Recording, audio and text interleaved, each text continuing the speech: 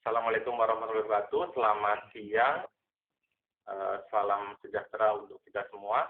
Pada siang hari ini, untuk waktu di Indonesia ya, untuk Pak narasumber ini, Pak Abdul Basit, mungkin masih pagi ya di sana ya Pak ya.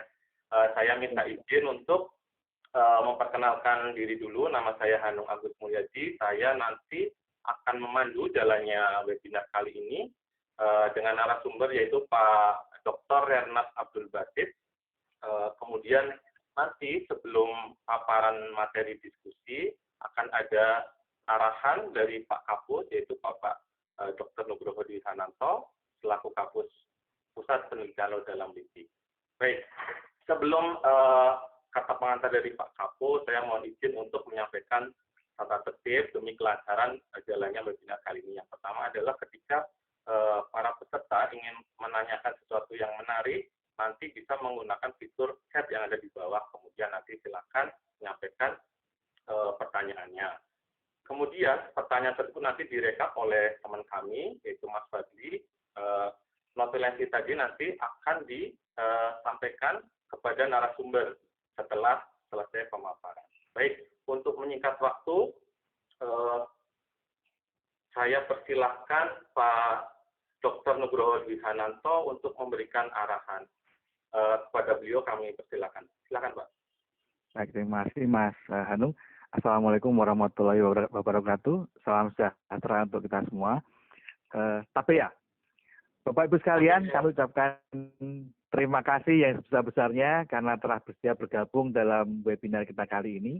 Total sekarang kita ada 160 orang yang bergabung dari seluruh penjuru tanah air dan di dunia begitu. Ini satu kebahagiaan bagi kami untuk menyelenggarakan acara ini begitu. Pertama-tama saya ucapkan terima kasih pada teman-teman juga yang sudah melaksanakan kegiatan ini dengan sebaik-baiknya dengan narasumber Mas Basit yang baru saja menyelesaikan studi S3 di Jerman. Kita saat ini kita nanti akan mendengarkan pandangan dan hasil riset yang bersangkutan tentang kawasan Laut Arafura ini. Bapak Ibu sekalian, tentunya Bapak Ibu di sini kita ingin sampaikan bahwa Pusat Penelitian Laut Dalam yang di Ambon adalah adalah unit kerja di Lembaga Ilmu Pengetahuan Indonesia yang dikhususkan untuk melakukan penelitian di laut dalam. Gitu. Jadi namanya memang Pusat Penelitian Laut Dalam dengan tugas utama melakukan penelitian di laut dalam. Nah, apa sebenarnya laut dalam ini? Kalau boleh kami sampaikan, ini kita berdiri pada tahun 2014. Jadi dulunya adalah satuan kerja di bawah P2 Oceanografi di Ancol. Tapi pada tahun 2014 kita menjadi unit kerja sendiri begitu. Yang dikhususkan untuk melakukan penelitian laut dalam. Di dalam Pusat Penelitian Laut Dalam ini kita ada 5 kelompok penelitian. Yang pertama adalah kelompok penelitian Arlindo dan Upwelling, di mana kelompok penelitian ini mengkhususkan diri untuk mengkaji Arlindo dan Upwelling begitu. Fenomena ini memang merupakan fenomena oceanografi yang melibatkan perpindahan massa air dari Samudra Pasifik ke Samudra Hindia begitu, yang melewati tentunya Laut Banda, Laut Arafura hingga ke selatan ke Samudra Hindia begitu. Nah, kelompok penelitian ini pada dasarnya melakukan penelitian oceanografi, observasi dan pemodelan begitu, dipimpin oleh Pak Muhammad Fadli. Yang kedua adalah kelompok penelitian geosains kelautan. Ini terutama meneliti tentang geologi dan geofisika bawah laut begitu. Termasuk di dalamnya adalah pertama gempa bumi dan tsunami. Kemudian yang kedua adalah terkait dengan iklim purba gitu. Jadi kira-kira di dalam kelompok penelitian ini mengkaji hal-hal yang terkait dengan geosains yang ada di laut itu. Dan nantinya kita akan menuju pada sistem hidrotermal dan gunung api bawah laut begitu. Yang ketiga adalah kelompok penelitian biota laut dalam begitu. Nah, karena biota laut dalam sangat penting karena apa? Karena inilah final frontier dari penemuan biota-biota kita begitu. Karena apa? Pada kedalaman kita ketahui Laut Banda adalah laut yang paling dalam di Indonesia, itu kedalamannya 7.700 meter sekitar itu. Tentunya ada banyak peluang untuk menemukan kehidupan laut dalam di sana. Dan ini kita perlu pelajari dengan lebih lebih dalam lagi, lebih lebih telak lagi begitu, supaya apa? Supaya kita bisa mengenali sumber daya alam yang ada di daerah sekeliling kita gitu. Yang keempat adalah kelompok penelitian ekosistem teluk dalam. Nah, ini penting Bapak Ibu sekalian, ini menarik sekali karena apa? Kelompok penelitian ini kita mengkaji ekosistem laut dalam, teluk dalam, di mana ini belum banyak dipelajari di Indonesia. Kita hanya mempelajari ekosistem pesisir, tapi bukan yang secara umum, tapi bukan teluk dalam. Gitu. Kita lihat bahwa ekosistem teluk dalam itu adalah satu ekosistem yang spesifik karena apa? Karena dia ada di perairan Teluk, kemudian airan air aslinya itu terbatas, tentunya dia banyak dipengaruhi pula oleh aspek antropogenik di sana. Misalkan Teluk Ambon ini adalah satu contoh yang bagus tentang ekosistem teluk dalam ini, di mana aktivitas masyarakat di Ambon sangat tinggi, begitu memberikan influx apapun ke Teluk Ambon itu, sehingga menyebabkan banyak fenomena yang kita alami di Teluk Ambon, termasuk harmful alga bloom atau ledakan alga batu dan sebagainya. Ini yang kita pelajari di ekosistem teluk dalam. Kebetulan ketua kelompok penelitian adalah Pak Hanung yang jadi moderator kita pada siang hari ini. Kelompok penelitian yang terakhir yang ada di P2 Laut Dalam adalah kelompok penelitian konservasi sumber daya tuna begitu. Ini juga bagus sekali, mereka ada 3 orang di dalam kelompok penelitian ini yang melakukan penelitian tentang bagaimana tuna itu bertelur, tuna itu memijah, dan di mana tempat-tempat yang disukai begitu. Termasuk di sini adalah di mana lokasi itu terkait dengan upwelling juga. Jadi sebenarnya semua apa yang kami pelajari di dalam pusat penelitian laut dalam ini terkait dengan baik itu sumber daya hayati maupun non hayati di laut dalam. Jadi kami memang masih muda, dan memang ini karena baru 4 tahun pusat penelitian ini, maka kita baru merintis untuk bergerak lebih cepat. Kami mengharapkan bantuan dan dukungan serta kerjasama dari Bapak Ibu sekalian, teman-teman, mas-mas, mbak-mbak yang hadir di dalam seminar ini untuk bersama-sama kita majukan penelitian laut dalam ini. Pada tahun ini Pusat Penelitian Laut Dalam merekrut peneliti-peneliti, calon-calon peneliti yang sudah bergelar S3 untuk memperkuat kami di sini. Gitu. Jadi kami sangat mengharapkan untuk tahun-tahun depan bagi rekan-rekan yang berminat untuk menjadi peneliti di laut dalam, kita bisa bersama-sama berpartisipasi untuk memajukan penelitian laut dalam itu. Meskipun lokasinya di Ambon, P2 Laut Dalam itu adalah satuan kerja pusat, begitu. Jadi artinya kita tidak hanya bekerja di Teluk Ambon dan di Laut Banda, Selat Arafura, tapi lingkungan kerja kita adalah nasional dan meliputi dari Sabang sampai Merauke. Jadi memang ini adalah satuan kerja pusat begitu. Pentingnya sekarang kita mengundang Pak Abdul Basit untuk memaparkan tentang upwelling dan related prosesnya, dan Arlindo termasuk di Laut Arafura adalah memang daerah ini adalah daerah yang sangat berpotensi untuk dilakukan eksplorasi ikan begitu, sumber daya ikan. Di samping itu memang daerah ini adalah daerah yang kita kenal sebagai lumbung ikan. Terkait dengan itu, bagaimana proses fisika yang mendasari Arlindo ini yang perlu kita pahami lebih dalam. Dan saya mengucapkan terima kasih yang sebesar-besarnya kepada Pak Basit karena telah bersedia menjadi narasumber dari diskusi pada siang hari ini. Dan saya harapkan Pak Basit segera kembali ke P2 Laut Dalam untuk meneruskan karirnya. Kalaupun tidak kembali, ya silahkan meneruskan karir sebagai postdoc di luar negeri, tapi tetap menjalin kerjasama yang erat dengan kami di Indonesia, begitu, supaya kita bisa sama-sama mengembangkan ilmu kelautan, oceanografi fisika, Arlindo di Indonesia ini begitu. Saya pikir sudah pada saatnya kita sebagai oceanografer di Indonesia untuk terus mengembangkan kemampuan, berkolaborasi agar kita dapat memahami dengan lebih baik lautan kita. Kita nantinya akan jadi tuan rumah di laut kita sendiri. Gitu. Karena kan katanya nenek moyang kita orang pelaut, terutama kita di timur kita adalah pelaut semua. Jadi kita harus bersemangat mengembangkan itu. Begitu. Mungkin pengantar saya singkat supaya kita bisa menggali lebih jauh, menggali lebih dalam lagi apa yang akan disampaikan oleh Pak Dr. Basit. Kesempatan ini terakhir kami sampaikan apresiasi kembali kepada para panitia yang sudah bersedia menjadi host pada acara ini. sekarang tercatat ada 180 orang yang hadir. Ini maka jumlah yang yang tidak terduga begitu. Nanti kita akan sampaikan. Jangan lupa Mas Panitia nanti notulensinya juga sampai teman-teman Bapak dan Ibu juga bisa menyaksikan di YouTube kalau emang sudah berhasil. Kalau tidak berhasil ya nggak apa-apa, ini karena ini pertama kali kita melakukan webinar sebesar ini. Jadi nanti teman-teman akan merekam webinar ini kemudian disampaikan lewat linknya begitu Bapak Ibu sekalian, supaya ada dokumentasi yang bisa kita kita bisa baca ulang supaya kita tambah memahami apa yang disampaikan oleh narasumber kita. Saya harapkan webinar ini bukan yang terakhir, karena apa? Karena masih banyak topik dan masih banyak ilmu yang kita bisa share, yang kita bisa kaji bersama-sama. Gitu.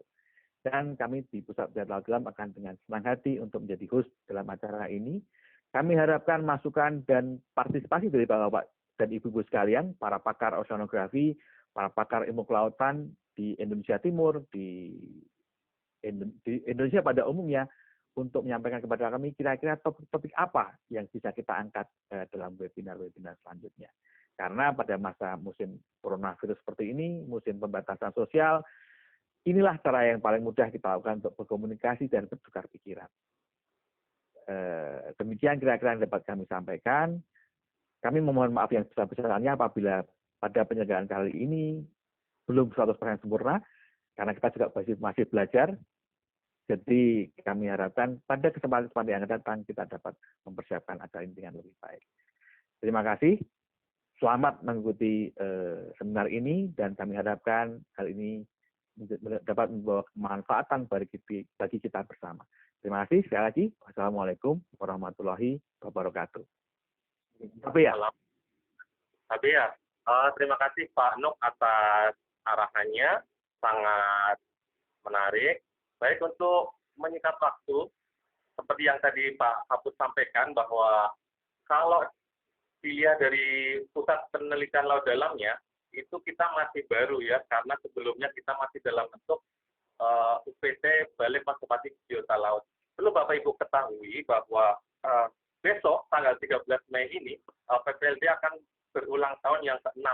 Seperti yang tadi Pak Kapus sampaikan, kita berubah secara kelembagaan di 2014. Jadi besok tepat hari Rabu tanggal 13 Mei itu hari ulang tahun Pusat Penelitian Laut Dalam. Baik, sebelum Pak Basit menyampaikan materi, saya mohon izin untuk menyampaikan daftar riwayat hidup Pak Basit ini secara singkat. Pak Dr. Renat Abdul Basit ini menyelesaikan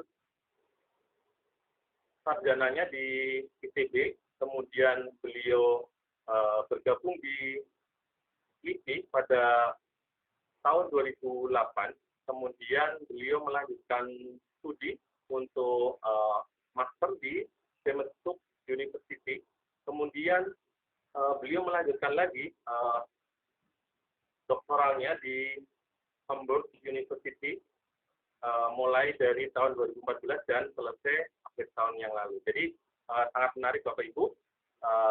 Untuk lebih detailnya, beliau pada kesempatan kali ini akan menyampaikan upwelling and related processes in the Northern Arafura Sea. Oke, pada Pak Dr. Renat Abdul Basit, saya persilahkan. Terima kasih Pak Hanung. Mohon informasinya, PPT saya sudah bisa dilihat semuanya ya? Sudah, kalau di sisi saya bisa. Assalamualaikum warahmatullahi wabarakatuh. Selamat siang rekan-rekan semuanya. Terima kasih atas kehadiran untuk menghadiri kegiatan webinar kali ini. Terima kasih juga disampaikan kepada moderator, panitia yang telah menyelenggarakan kegiatan webinar kali ini dan memberikan kesempatan kepada saya untuk menyampaikan beberapa hasil penelitian yang telah saya lakukan beberapa waktu lalu terkait dengan studi saya. Saya juga mengucapkan terima kasih kepada Bapak Nugroho yang telah berkenan untuk hadir dan memberikan pengantar sebelum diskusi kita mulai. Saya juga mengucapkan selamat berpuasa pada rekan-rekan di sini yang menjalankan ibadah puasa. Semoga kita selalu diberi kesehatan semuanya di sini meskipun kita dalam kondisi yang kurang baik terkait dengan pandemi corona. Baik, langsung kita mulai. Pada kesempatan ini saya akan menyampaikan hasil penelitian saya dengan topik upwelling dan proses-proses yang berkaitan yang terjadi di perairan Arafura bagian utara dengan metode numerik. Gambar kotak putih ini menunjukkan daerah yang akan kita bahas pada kesempatan kali ini. Presentasi ini dibagi menjadi 7 bagian. Pertama, pendahuluan yang dilanjutkan dengan pemaparan metode dan data. Kemudian di bagian ketiga, saya akan paparkan hasil validasi simulasi dibandingkan dengan hasil pengamatan satelit maupun in situ untuk parameter muka air laut, tinggi muka air laut, dan temperatur pada permukaan air laut. Di section berikutnya, saya akan paparkan hasil simulasi, di mana saya akan menjelaskan kondisi secara umum hidrodinamika di perairan Arafura dan sekitarnya. Di section berikutnya kita akan membahas lebih dalam, yaitu bagaimana interaksi antara gaya pasang surut Indonesian Tugu atau yang kita kenal sebagai Arlindo dan gaya angin selama musim tenggara, di mana terjadi upwelling secara umum di perairan Laut Arafura dan Laut Banda. Kemudian saya akan paparkan sedikit di bagian ke-6, yaitu bagaimana pengaruh ENSO terhadap variabilitas upwelling di perairan Arafura. Terakhir, saya akan simpulkan presentasi ini diikuti dengan tanya jawab dari presentasi ini. Kita masuk ke bagian pertama, yaitu pendahuluan. Di sini saya akan memaparkan sedikit latar belakang mengapa begitu penting mengadakan penelitian di perairan Laut Arafura. Gambar ini menyajikan informasi tentang zona penangkapan ikan di perairan Indonesia. Kita lihat di sini ada 9 zona, namun diskusi kita kali ini akan difokuskan pada zona 5 dan zona 6, yaitu Laut Banda dan Laut Arafura. Namun kita akan hanya sedikit membahas tentang Laut Banda karena posisinya yang sangat berdekatan dengan Laut Arafura. Dari studi literatur yang saya lakukan, Laut Banda dan Laut Arafura ini mempunyai potensial penangkapan ikan yang cukup tinggi hingga mencapai 1 juta ton per tahun. Dan perairan ini berkontribusi hingga mencapai 30% untuk produk perikanan untuk ekspor dan mampu memberikan kontribusi terhadap pendapatan negara hingga mencapai 1.500 juta dolar per tahun. Banyak faktor yang menyebabkan Laut Banda dan Arafura ini mempunyai potensial penangkapan ikan yang cukup tinggi. Salah satunya adalah fenomena upwelling yang pusatnya terletak di perairan Laut Arafura. Upwelling adalah proses pergerakan massa air dari lapisan dalam vertikal ke atas menuju permukaan. Massa air ini pada umumnya membawa nutrien dan memiliki temperatur yang cukup rendah, sehingga menyebabkan suhu permukaan air laut dan kondisi suhu permukaan air laut ini lebih rendah dari biasanya atau dibandingkan dengan sekitarnya, dan menyebabkan produktivitas di lapisan permukaan dan lapisan permukulin itu cukup tinggi dibandingkan dengan periode-periode lainnya. Hal ini akan menarik ikan untuk datang ke pusat-pusat upwelling karena di tempat produktivitas tinggi inilah ikan-ikan menemukan pakannya. Sehingga informasi lokasi upwelling ini adalah sangat penting bagi nelayan untuk menentukan daerah penangkapan ikannya, sehingga mereka dapat secara efisien meningkatkan jumlah tangkapan ikan mereka. Fenomena upwelling di Laut Arafura dapat diamati dengan menggunakan satelit. Ini saya sajikan untuk parameter konsentrasi klorofil A dan suhu permukaan air laut. Kita lihat di sini bahwa suhu permukaan air laut pada musim tenggara itu terjadi biasanya antara bulan Mei dan Oktober pada setiap tahunnya. Namun ini saya ambil untuk bulan Juli pada 2024, namun polanya hampir sama untuk setiap bulannya pada musim tenggara. Kita lihat di sini, pusat upwelling teramati di sekitar selatan dan utara Kepulauan Aru, ditandai dengan cukup rendahnya suhu permukaan air laut hingga mencapai 24,5 derajat. Di daerah Ena Pulala kita jumpai bahwa terdapat konsentrasi klorofil A yang cukup tinggi yang menunjukkan bahwa tingginya produktivitas permukaan air laut di perairan Arafura pada musim tenggara. Faktor utama yang menyebabkan terjadinya upwelling adalah di perairan Arafura ini adalah adanya angin yang berhembus dari kontinental Australia menuju ke perairan Indonesia, dan mekanisme upwelling di perairan Arafura ini dapat dijelaskan secara sederhana melalui gambar berikut. Ketika angin berhembus sepanjang kontinen atau pantai barat Papua, dan dengan mempertimbangkan adanya efek gaya rotasi bumi, angin ini menginduksi pergerakan air permukaan menuju laut lepas, dalam hal ini menuju ke arah barat. Kemudian pergerakan air muka laut ini menginduksi gerakan air di lapisan bawah laut, kemudian menggantikan massa air yang hilang, bergerak ke atas, yang membawa nutrien dan memiliki temperatur yang cukup rendah. Satu hal yang menarik dalam penelitian saya adalah bagaimana pengaruh faktor gaya lokal lain seperti gaya pasang surut, sungai yang intensitasnya cukup besar di sekitar pantai Papua Barat terhadap kekuatan upwelling yang sebagian besar diinduksi oleh angin. Namun pada kesempatan kali ini saya hanya membahas bagaimana pengaruh pasang surut terhadap intensitas upwelling yang diinduksi oleh angin pada musim tenggara. Yang menarik, hal lain yang menarik adalah pada umumnya perairan Indonesia di bagian lapisan dalam sangat dipengaruhi oleh massa air yang berasal dari Samudra Pasifik. Kita lihat di sini, Indonesia adalah satu-satunya jalur yang menghubungkan massa air dari Samudra Pasifik yang mengalir menuju ke Samudra India melalui Laut Indonesia. Kita lihat ini diagramnya. Oleh karena itu,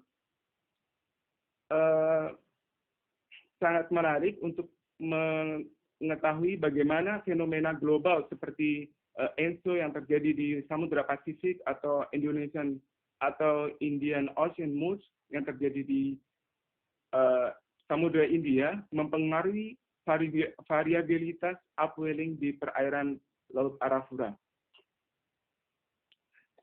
Secara detail, pergerakan massa air dari Samudra Pasifik dapat kita amati dengan gambar berikut ini. Ini saya sadu dari peneliti atau oceanographer dari Amerika, Springsall. Kita lihat di sini, ini adalah pergerakan massa air dari Samudra Pasifik yang sebagian besar berasal dari lapisan termuklin dan lapisan pertengahan. Kita lihat di sini adalah Laut Arafura. Jadi lokasinya ini sangat dipengaruhi oleh massa air yang berasal dari Samudra Pasifik bagian selatan yang masuk melalui Laut Halmahera sebelum diteruskan melalui Laut Seram, kemudian menuju Laut Arafura. Tidak banyak yang meneliti tentang bagaimana kondisi perairan di lapisan dalam untuk Laut Arafura, makanya di sini cuman adanya tanda putus. Namun nanti kita akan lihat pada hasil simulasi saya, memang benar bahwa masa air dari Samudra Pasifik bagian selatan ini sebagian besar akan diteruskan menuju ke perairan Laut Arafura. Dari latar belakang yang saya sampaikan ini, saya mencoba memformulasikan satu permasalahan, bagaimana pasang surut dan Arlindo atau Indonesian True Flow dan ENSO mempengaruhi upwelling, proses-proses upwelling di perairan Laut Arafura. Dari satu pertanyaan ini, saya mencoba membahas 3 topik utama, yaitu pertama, bagaimana kondisi secara umum, kondisi hidrodinamika di perairan Laut Arafura pada musim tenggara, di mana terjadinya upwelling. Kedua, saya akan mencoba membahas bagaimana dampak pasang surut dari Indonesian True Flow dalam mempengaruhi proses-proses upwelling pada musim tenggara. Terakhir, saya mencoba memberikan informasi bagaimana ENSO mempengaruhi proses upwelling di perairan Laut Arafura. Masuk ke bagian 2, saya akan paparkan metode dan data yang telah saya lakukan. Gambar ini menyajikan informasi tentang kondisi topografi di perairan Indonesia dan sekitarnya. Dan gambar ini juga menunjukkan domain simulasi yang telah saya lakukan untuk arah utara dan selatan terbentang dari 12 derajat lintang utara sampai dengan 12 derajat lintang selatan.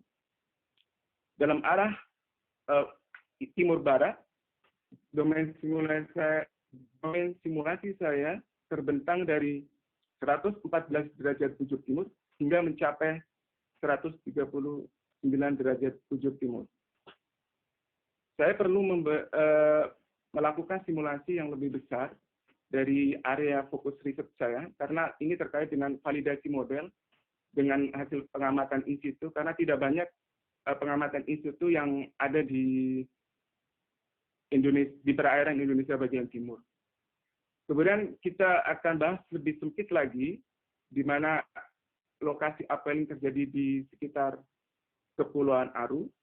Namun saya hanya membahas pusat upwelling di bagian utara Kepulauan Aru, nanti kita sebut sebagai section A. Kemudian kita lihat di sini terdapat adanya kontinental yang cukup dangkal dengan kedalaman maksimum hanya mencapai 80 meter, sedangkan di sebelah timurnya terdapat cekungan yang disebut Aru Basin yang memiliki kedalaman cukup dalam hingga mencapai 3.000 meter, sehingga kita akan temukan di sekitar posisi 135 derajat bujur timur ini terdapat lereng yang cukup curam, dan itu adalah sangat penting untuk mengetahui bagaimana mekanisme upwelling yang terjadi.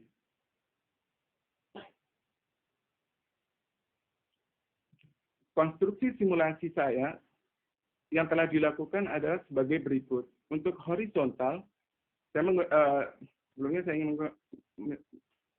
menyebut bahwa saya menggunakan simulasi dari Hamsom, model open yang dikembangkan oleh Hamburg University.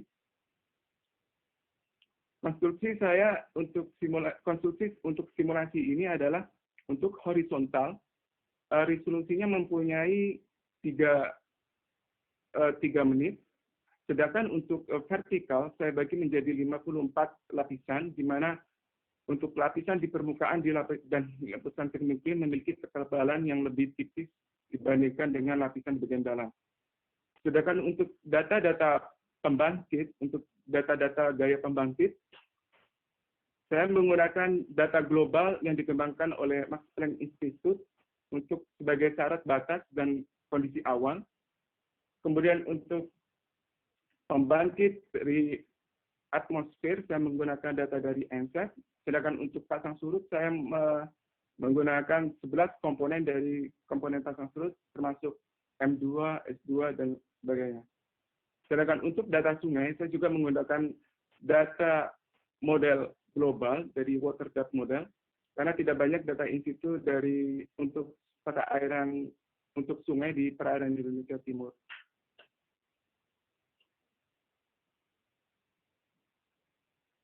Pada penelitian ini, setidaknya saya telah melakukan 3 eksperimen dengan gaya pembangkit yang berbeda-beda.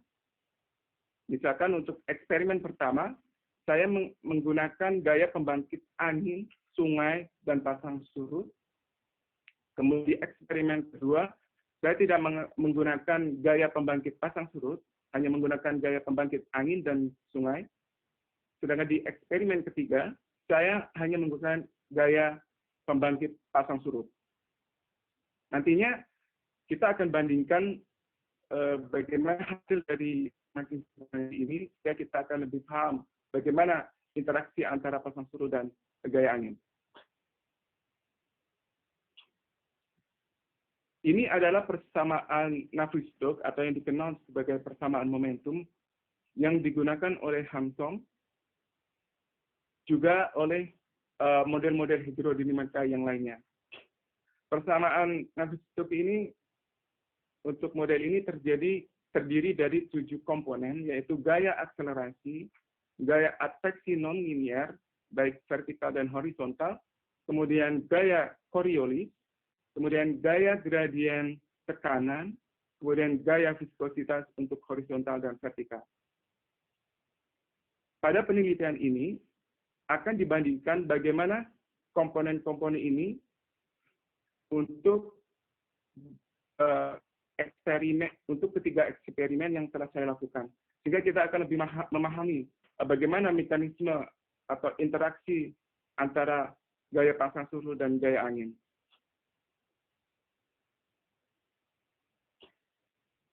Kita masuk ke bagian 3, yaitu validasi. Di sini saya akan membandingkan hasil simulasi untuk parameter tinggi muka air laut dan untuk temperatur pada permukaan. Gambar ini adalah menunjukkan tinggi muka air laut untuk time series. Saya membandingkan data pengamatan di stasiun Ambon yang lokasinya tepat di depan kantor PPLJ atau kantor saya. Dan satu stasiun lagi untuk data pasang surut di stasiun Benoa. Kita lihat di sini adalah pola dari kedua data, baik simulasi dan observasi, sangat simetris. Kita lihat bahwa korelasinya hingga mencapai 80% yang menunjukkan hubungan korelasi yang cukup bagus. Kemudian untuk distribusi horizontal, saya membandingkan parameter temperatur pada permukaan. Kita lihat di sini bahwa Hamsong dapat mengidentifikasi pusat-pusat upwelling yang terdapat di kepulauan Aru Utara dan Selatan. Juga kita baik pada pengamatan satelit.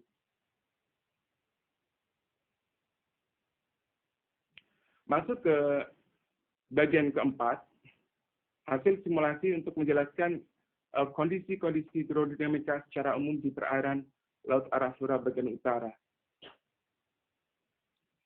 Gambar ini memberikan informasi kepada kita tentang kondisi fisik dan hidrodinamika pada musim timur untuk bulan Juli, yang saya rata-ratakan untuk 25 tahun. Jadi dapat kita katakan bahwa pola upwelling di setiap tahunnya dapat kita lihat pada gambar ini. Di sini kita lihat ketika terjadinya upwelling, terdapat suhu permukaan laut yang relatif rendah, diikuti dengan salinitas yang relatif tinggi, yang menunjukkan terjadinya upwelling. Kita juga lihat di sini bahwa pada periode ini terdapat arus yang cukup kuat yang bergerak menuju ke arah laut lepas ke arah barat. Arus-arus inilah yang menginduksi pergerakan massa air dari lapisan bawah menuju ke permukaan yang membawa air dengan temperatur yang cukup rendah dan salinitas yang cukup tinggi.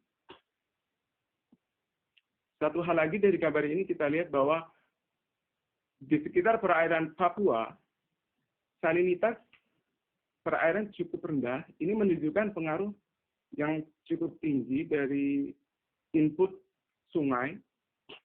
Karena itu pada penelitian lengkap saya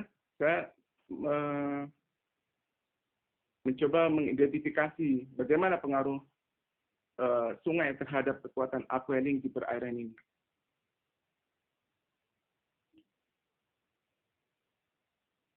Untuk di lapisan bawah, kondisi hidrodinamika di perairan Laut Arafura dapat kita lihat dari gambar berikut. Kita lihat di sini dari vektor arah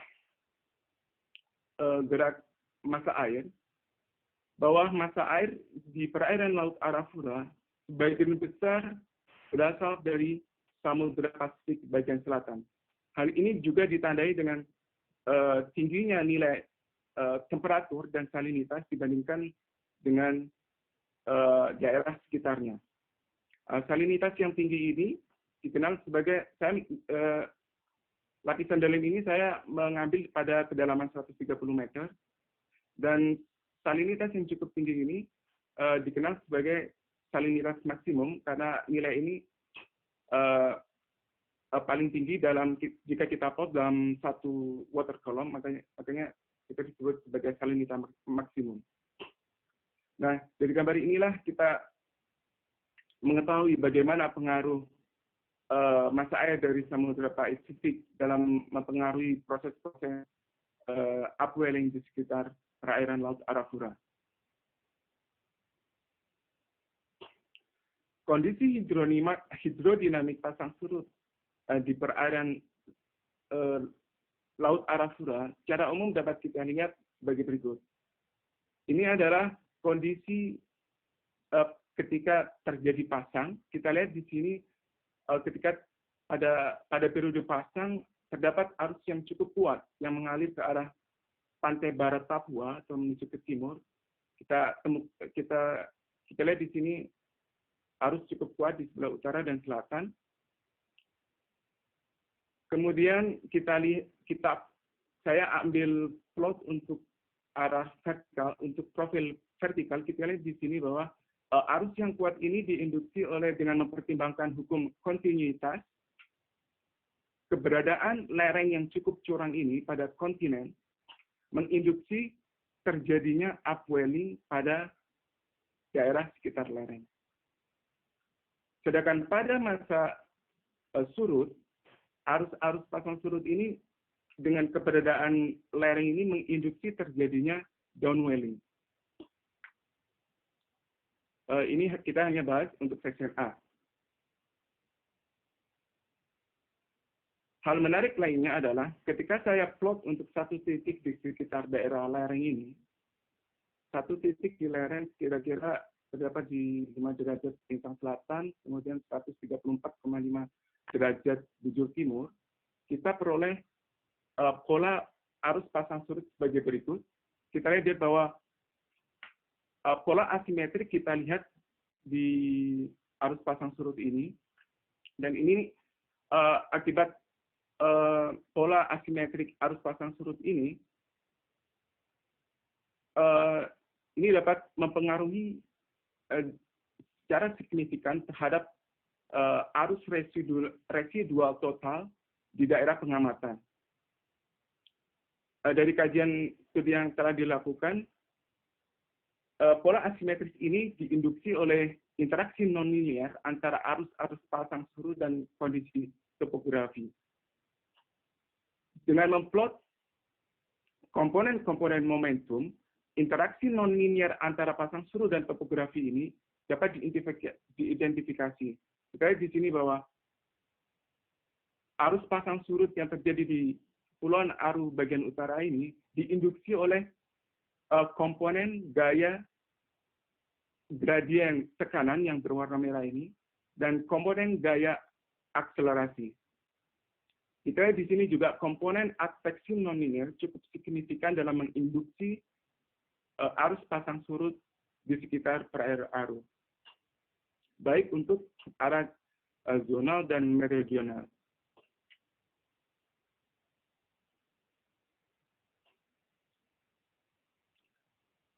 ketika dilakukan rata-rata untuk dalam satu siklus arus pasang surut, untuk kasus ini periodenya adalah, kita lihat ada sekitar 24 jam, kita temukan terdapat adanya arus residu, mungkin kita lebih kenal arus rata-rata yang diinduksi dari arus pasang surut. Kita lihat di sini arus residu terdapat berupa yang saya sebut sebagai circulation cell untuk baru terus ketika tidak terdapat stratifikasi, terdapat dua circulation cell. Kita lihat di sini, satu berlawanan arah jarum jam, kemudian satu lagi untuk searah dengan arah jarum jam. Ketika stratifikasi ini ditambahkan terhadap simulasi, stratifikasi ini sini dengan adanya lapisan temperatur yang berbeda-beda, stratifikasi ini memodifikasi terbentuknya residual current sehingga hanya satu circulation cell yang kita temukan di sekitar lereng, seperti berikut. Nah, terbentuknya circulation cell ini adalah penting karena mampu mengangkat massa air dari permukaan lapisan dalam menuju ke permukaan dan menyebabkan suhu permukaan air laut lebih rendah dibandingkan sekitarnya.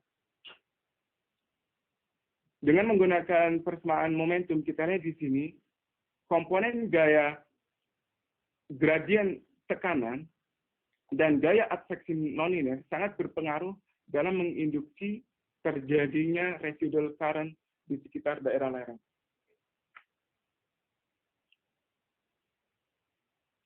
Kita masuk ke bagian 5, kita lebih mendalam, kita akan membandingkan untuk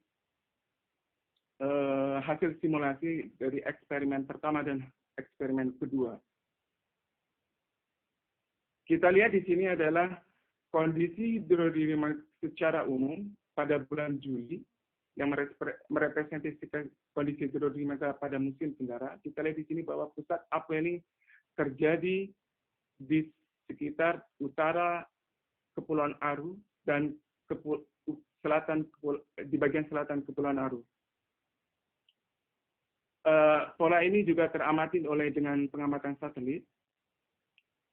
Nah, mekanisme upwelling secara detail untuk di bagian utara Kepulauan Aru ini dapat kita pahami lebih detail dengan memplot untuk profil vertikal seperti kita lihat berikut. Kita dapat simpulkan bahwa angin tenggara yang berhembus di perairan Laut Arafura menginduksi adanya arus permukaan yang cukup kuat menuju offshore atau menuju ke arah barat. Kemudian arus-arus permukaan ini menginduksi terjadinya arus-arus onshore di bagian lapisan dalam yang saya lingkari merah ini, dan menginduksi terjadinya upwelling yang membawa massa air yang cukup rendah ke permukaan. Pola lain yang menarik di sini kita lihat adalah terdapat circulation cell sepanjang yang terletak di sekitar daerah lereng. Kemudian kita juga melihat di sini arus yang cukup kuat di sekitar kedalaman 50 sampai 500 meter. Arus kuat ini dari hasil kajian yang telah dilakukan, nanti kita bahas lebih detail, tidak hanya merupakan indikator pengaruh dari Arlindo yang masuk melalui Laut Halmahera. Sedangkan terdapatnya circulation cell ini, seperti kita yang bahas sebelumnya, adalah berkaitan dengan terbentuknya residual current yang diinduksi oleh interaksi nonlinear antara arus pasang surut dan kondisi topografi.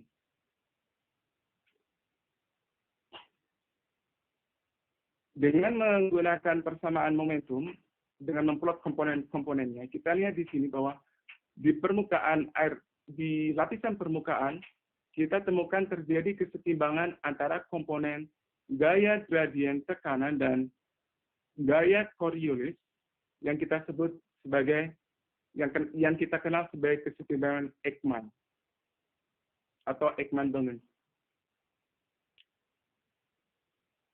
Kesetimbangan Ekman ini untuk di daerah kontinen kita lihat di sini dimodifikasi oleh dengan adanya gaya gradien tekanan dan gaya adveksi nonlinear yang menunjukkan pengaruh dari pasang surut. Kemudian di bagian lapisan bawah sekitar kedalaman 50 sampai 150 kesetimbangan geostropik kita temukan yang menunjukkan gerakan massa air yang dipengaruhi oleh perbedaan tekanan baik karena perbedaan tinggi muka air laut dan perbedaan densitas di perairan dalam. Kemudian kita membandingkan hasil simulasi antara simulasi pertama dan simulasi kedua, di mana simulasi pertama dengan menggunakan daya pembangkit angin, pasang surut, dan sungai. Sedangkan eksperimen kedua, gaya pembangkit pasang surut tidak digunakan, sehingga hanya gaya pembangkit sungai dan angin. Dari gambar ini kita lihat bahwa suhu permukaan air laut di bagian utara Kepulauan Aru relatif lebih rendah dibandingkan dengan suhu permukaan air laut pada simulasi yang tidak menggunakan arus pasang surut. Dari gambar ini kita menunjukkan bahwa arus pasang surut memberikan kontribusi dalam memperkuat kekuatan upwelling yang ditandai dengan rendahnya suhu permukaan air laut. Dengan memplot untuk vertical profile, kita lihat di sini, circulation cell yang telah kita bicarakan di awal tadi, tidak lagi dijumpai pada lereng ketika gaya pembangkit pasang surut tidak diaplikasikan pada simulasi. Dari studi ini dapat disimpulkan bahwa lebih kuatnya upwelling pada simulasi yang menggunakan pasang surut ini diinduksi oleh adanya terjadinya atau terbentuknya circulation cell yang terbentuk di sekitar daerah lereng. Dengan menggunakan memplot atau komponen-komponen momentum dari persamaan nafas tadi, kita lihat di sini bahwa dengan mengeksklud gaya pembangkit pasang surut, komponen gaya gradien tekanan dan gaya adveksi non-linear pada simulasi yang tidak menggunakan pasang surut pada umumnya adalah lebih rendah dibandingkan dengan eksperimen pertama atau yang menggunakan pembangkit pasang surut. Perubahan yang cukup signifikan juga kita lihat di sini adalah gaya viskositas. Secara umum dapat dikatakan di permukaan adalah lebih rendah dibandingkan dengan eksperimen pertama. Lebih rendahnya ketiga komponen ini diikuti oleh rendahnya komponen gaya Coriolis pada permukaan. Kita lihat di sini pada permukaan adalah gaya Coriolis pada eksperimen kedua lebih rendah besarnya dibandingkan dengan eksperimen kedua. Yang menarik adalah ketika terjadi dengan mempertimbangkan hukum kontinuitas, dengan melemahnya arus pada permukaan, seharusnya diikuti oleh lemahnya arus pada lapisan dalam. Lebih rendahnya, saya akan ulangi, lebih rendahnya gaya Coriolis ini menunjukkan bahwa arus pada permukaan di eksperimen kedua ini lebih rendah dibandingkan dengan arus permukaan pada eksperimen pertama. Secara umum, berdasarkan hukum kontinuitas, ketika adanya lereng atau kontinen ini, apabila kontinen tertutup, maka ketika arus permukaan rendah akan menginduksi arus bawah laut yang cukup rendah. Namun kita lihat di sini bahwa gaya Coriolis di eksperimen kedua lebih tinggi daripada gaya Coriolis pada eksperimen pertama. Ini menunjukkan bahwa arus bawah laut pada lereng yang terletak di sekitar utara perairan Arafura, arus bawah laut ini tidak hanya dipengaruhi oleh arus permukaan air laut, tapi juga dipengaruhi oleh intensitas Arlindo atau Indonesian Trough Flow yang masuk dari Samudra Pasifik bagian selatan ke perairan Indonesia melalui perairan Laut Halmahera. Nah, pola vertikal arus ini sangat mirip dengan pola arus vertikal ketika kita plot untuk pola arus vertikal di pintu masuk Arlindo di Laut Halmahera.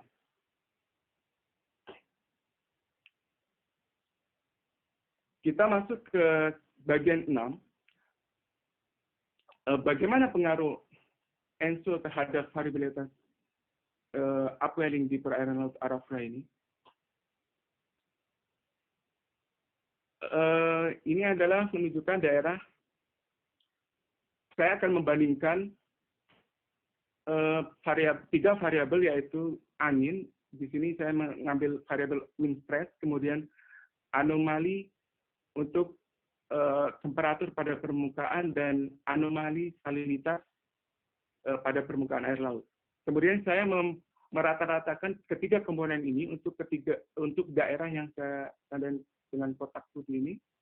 Untuk periode untuk musim tenggara, yaitu antara bulan Juni dan September setiap tahunnya selama kurang lebih untuk periode 25 tahun. Nanti saya akan membandingkan anomali temperatur untuk misalkan tahun 1907 dibandingkan dengan musim timur pada tahun 2011 ketika terjadinya La Nina. Pada umumnya, ketika terdapat angin yang lebih kuat yang berhembus di sekitar daerah kontinen atau pantai, akan menginduksi upwelling yang lebih kuat yang ditandai dengan rendahnya nilai temperatur pada permukaan laut dan tingginya nilai salinitas pada permukaan. Namun, apakah rule ini bisa diberlakukan ketika terjadi El Nino atau La Nina? Kita lihat hasilnya sebagai berikut. Di sini saya akan hanya membahas 2 tahun, tahun 1997 dan 1200. Tahun 1997 ketika terjadinya El Nino, membandingkan dengan parameter-parameter yang disebutkan pada tahun 2011 ketika terjadinya La Nina. Kita lihat di sini, gaya angin lokal secara umum pada saat terjadinya El Nino itu lebih rendah dibandingkan dengan gaya angin pada saat terjadinya La Nina. Umumnya, dengan adanya gaya lokal yang lebih tinggi selama periode La Nina, harusnya memiliki anomali yang lebih rendah dibandingkan dengan anomali pada saat El Nino.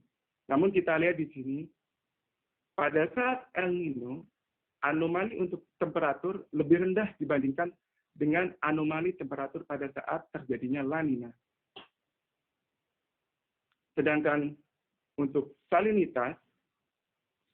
anomali salinitas pada periode El Nino lebih tinggi dibandingkan anomali salinitas pada periode La Nina. Ini menunjukkan bahwa meskipun angin pada musim El Nino ini lebih rendah, namun kekuatan upwelling ini lebih tinggi dibandingkan dengan musim pada periode La Nina. Dari hasil simulasi dan literatur review yang saya lakukan, rendahnya suhu permukaan laut pada periode El Nino ini diinduksi oleh dengan adanya fenomena yang kita sebut dengan upwelling Rossby wave dan adveksi massa air dari Samudra Pasifik yang membawa massa air dengan temperatur yang lebih rendah dibandingkan dengan periode lainnya. Di sini adalah periode normal di Samudra Pasifik dan periode La Nina. Sehingga dapat kita katakan bahwa ada indikasi bahwa El Nino dapat memperkuat intensitas upwelling di sekitar perairan Laut Arafura. Sedangkan pada La Nina, kita lihat bahwa meskipun ketika terjadi angin lokal yang cukup besar, tapi menghasilkan suhu permukaan air laut yang lebih tinggi dibandingkan dengan musim lainnya. Nah, tingginya suhu permukaan air laut ini diinduksi oleh adanya fenomena yang kita kenal disebut sebagai downwelling Rossby wave dan terjadinya adveksi massa air dari Samudra Pasifik yang membawa massa air dengan temperatur yang relatif hangat masuk ke Indonesia, perairan Indonesia melalui untuk bagian timur melalui Laut Halmahera. Sehingga dapat disimpulkan bahwa di sini adalah La Nina dapat menginduksi atau dapat melemah kekuatan upwelling di perairan Laut Arafura pada umumnya. Kita masuk di bagian terakhir, yaitu kesimpulan. Dari paparan yang kita sajikan tadi adalah dapat kita simpulkan bahwa arus permukaan Ekman adalah faktor utama yang menyebabkan terjadinya upwelling di perairan Laut Arafura bagian utara, khususnya di bagian utara Kepulauan Aru. Namun kita lihat bersama tadi bahwa gaya pasang surut memberikan kontribusi yang cukup signifikan dalam memperkuat intensitas upwelling di Kepulauan Aru dengan terbentuknya circulation cell yang kita lihat bersama-sama dapat memberikan efek suhu yang lebih rendah dibandingkan dengan simulasi yang tidak menggunakan gaya pembangkit pasang surut.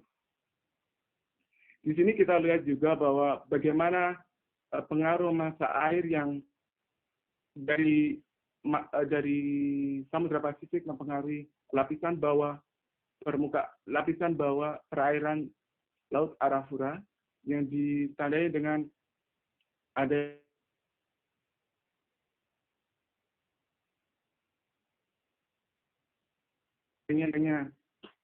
arus yang cukup kuat di bagian termungkin bagian atas. Kemudian kita dapat simpulkan bahwa El Nino dapat memperkuat intensitas upwelling, sedangkan La Nina dapat memperlemah kekuatan upwelling. Untuk ke depan ini adalah hal yang menarik adalah buat saya dan juga rekan-rekan di sini, mudah-mudahan yang datang di sini adalah semua oceanographer, untuk terus mengumpulkan data-data observasi terutama di daerah pusat-pusat apa ini. Saya lihat tadi di sini ada peserta dari Papua. Data-data observasi ini sangat diperlukan sehingga kita dapat mengetahui ke depan bagaimana dampak dari perubahan iklim terhadap intensitas upwelling di Laut Arafura dan Selatan, karena climate change ini adalah fenomena yang terus menunjukkan tren karena terjadinya penebangan hutan dan lain-lain yang akan merubah intensitas angin di sekitar mungkin kalau misalkan penebangan hutan terjadi di sekitar pantai barat akan merubah kekuatan dan pola angin sehingga akan merubah pola dan kekuatan upwelling di sekitar Laut Arafura dan sekitarnya.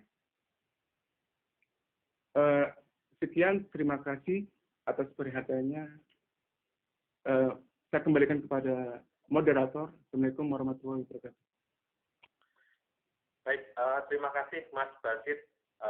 Paparan sangat menarik sekali. Beliau menyampaikan dengan runo dan jelas. Di sini saya sudah dibantu oleh Mas Fadli mengkompilasi pertanyaan-pertanyaan dari Bapak Ibu serta teman-teman sekalian lewat chat itu yang ada di bawah. Mas Basit juga sebetulnya bisa, tapi saya izin memandu biar Mas Basit lebih mudah untuk menjawab pertanyaannya. Ya, benar-benar saya kayaknya belat saya. Ya, baik.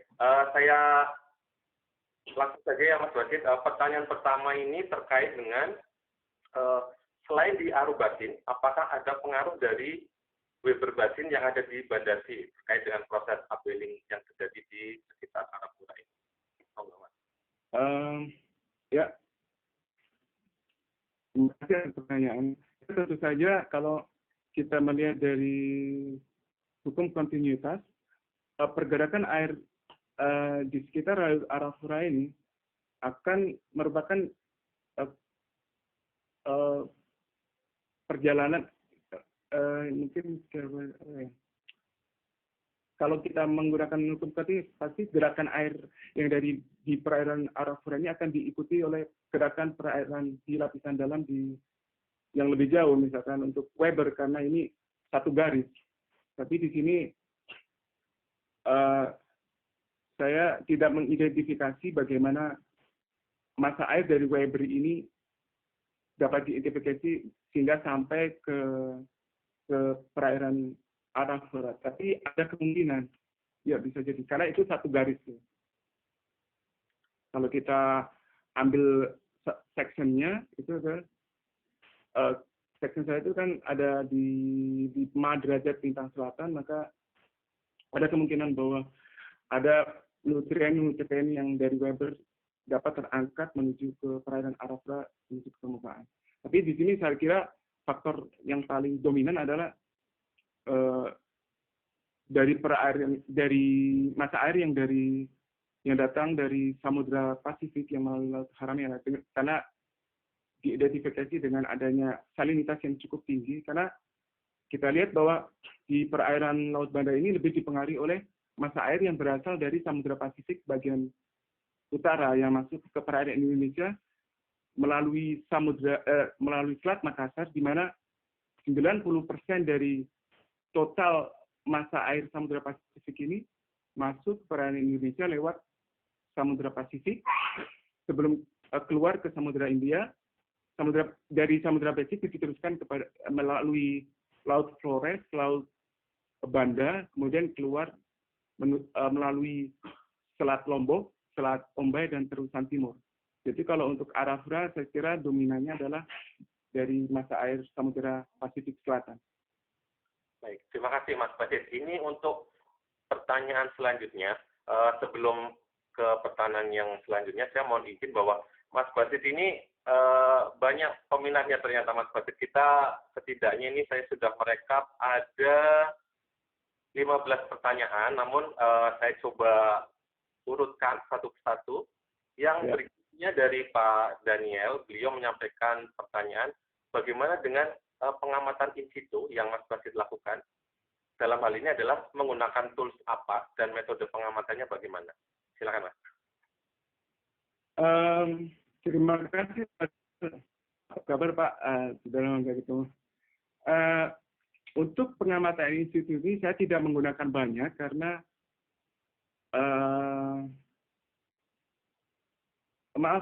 untuk Indonesia Timur memang tidak banyak. Untuk data in situ saya hanya menggunakan data pasang surut yang saya sebutkan tadi untuk validasi di sekitar Teluk Ambon. Namun untuk seksi lengkapnya di disertasi saya untuk in situ saya juga membandingkan transport di perairan Selat Makassar, juga termasuk transport di Selat Lombok, Selat Timur. Ya, saya kira itu ini data dari instan sama pasang surut untuk benua dan Benoa dan Ambon. Ya, namun memang tidak banyak yang melakukan data-data in situ di perairan Indonesia Timur, terutama di perairan Arafura.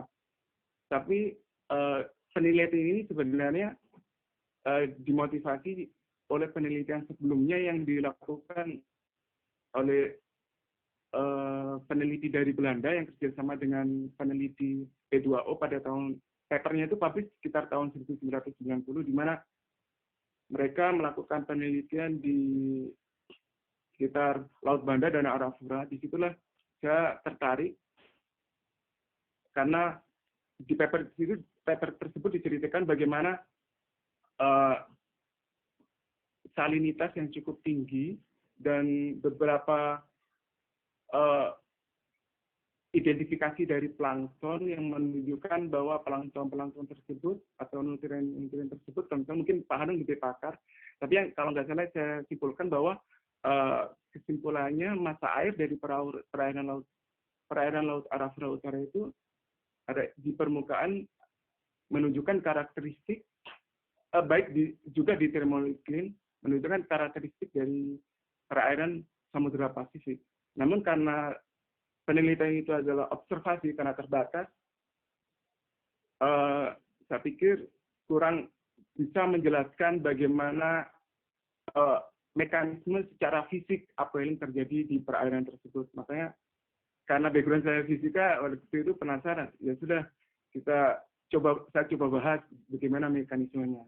Terus berkembang, waktu itu saya kenal hanya pengaruh ini. Saya coba bagaimana pengaruh pasang surut, bagaimana pengaruh sungai yang cukup besar intensitasnya di sekitar perairan Laut Arafura. Gitu, Pak. Baik, terima kasih. Pertanyaan selanjutnya ini dari Ibu Luli. Beliau menanyakan tentang kenapa upwelling hanya terjadi ketika angin tenggara dari benua Australia saja, atau bagaimana ketika terjadi musim barat, ketika ada angin kuat juga dari arah barat atau barat laut. Apakah bisa memicu fenomena upwelling juga? Mohon tanggapannya, Mas Wajid.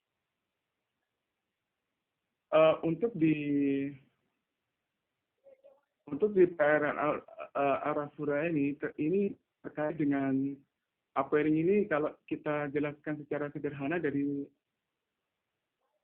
diagram ini, ketika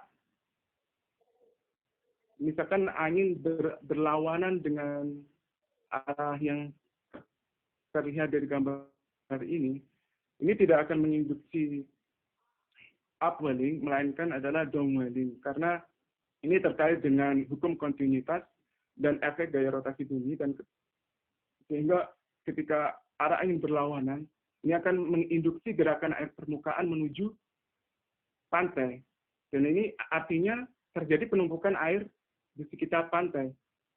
Nah, terjadi penumpukan air di sekitar pantai ini akan menyebabkan downwelling. Jadi untuk di Arafura, kalau kita bicara masalah angin, hanya terjadi ketika angin berhembus dari tenggara atau dari timur.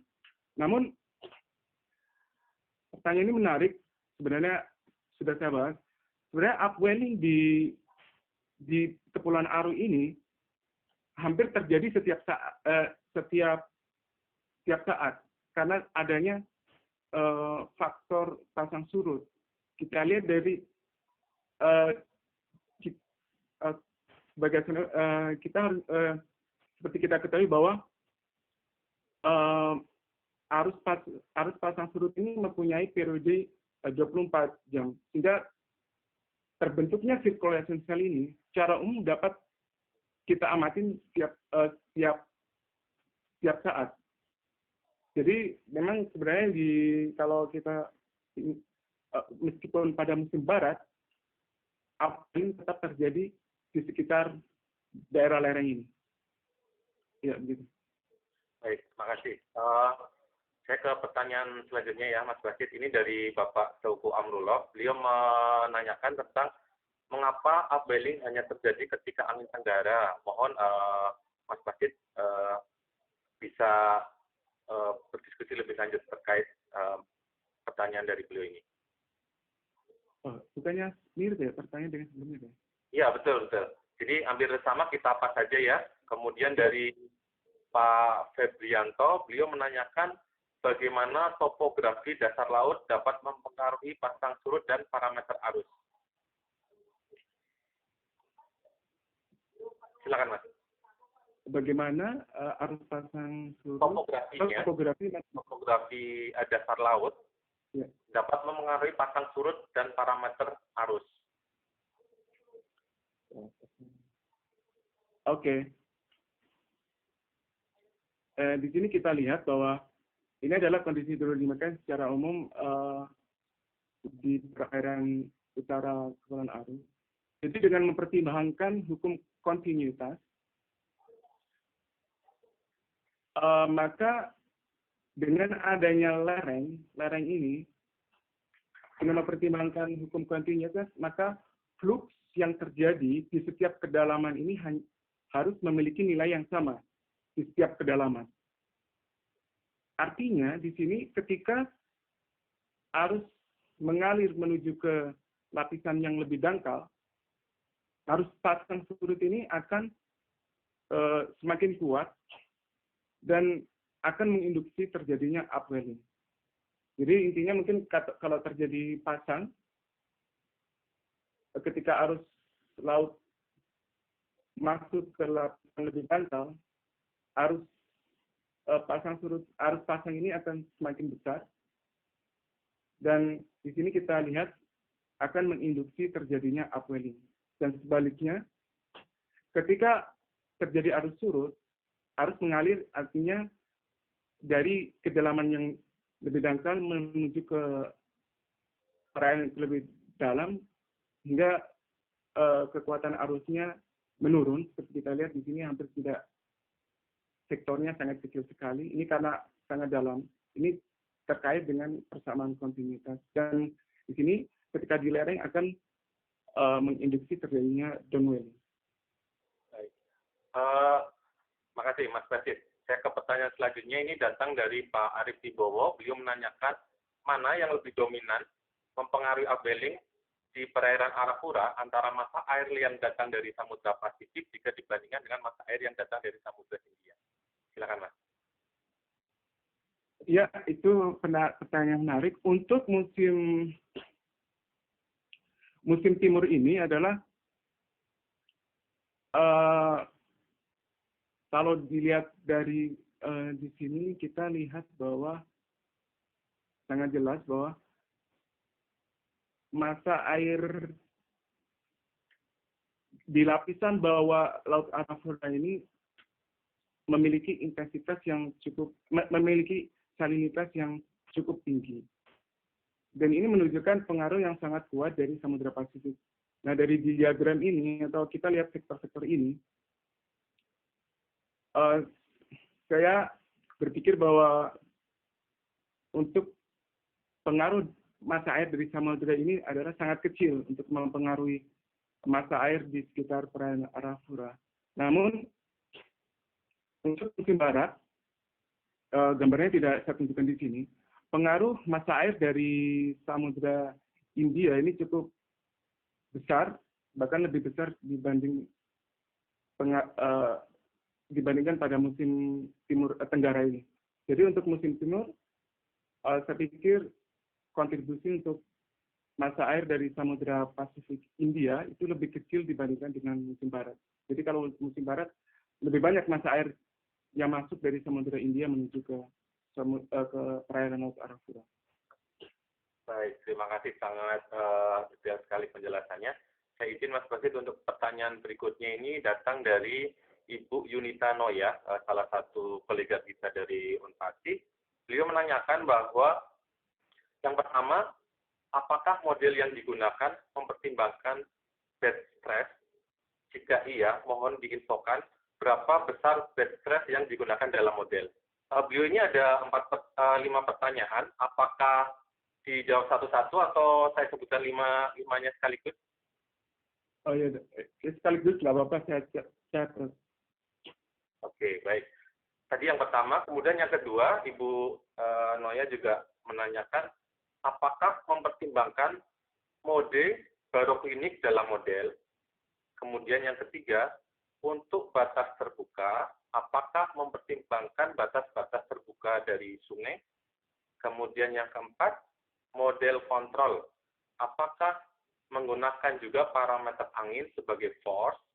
Kemudian yang kelima, untuk grid vertikal dengan beda ketebalan lapisan, apakah asumsi ketentuan perbandingan lapisan dalam membagi grid secara vertikal? Demikian, Mas Basit. Kalau dari kelima pertanyaan beliau itu ada yang perlu diulang, akan saya ulang. Menarik, kayaknya mungkin saya perlu ulang untuk masing-masing teman. Saya kembali satu persatu. Saya mau konfirmasi untuk pertanyaan pertama terkait bed stress apa? Ya, betul. Yang pertama itu apakah model yang digunakan mempertimbangkan bed stress? Oh, bed stress. Oh, ya. Ya, tentu saja kita menggunakan bed stress.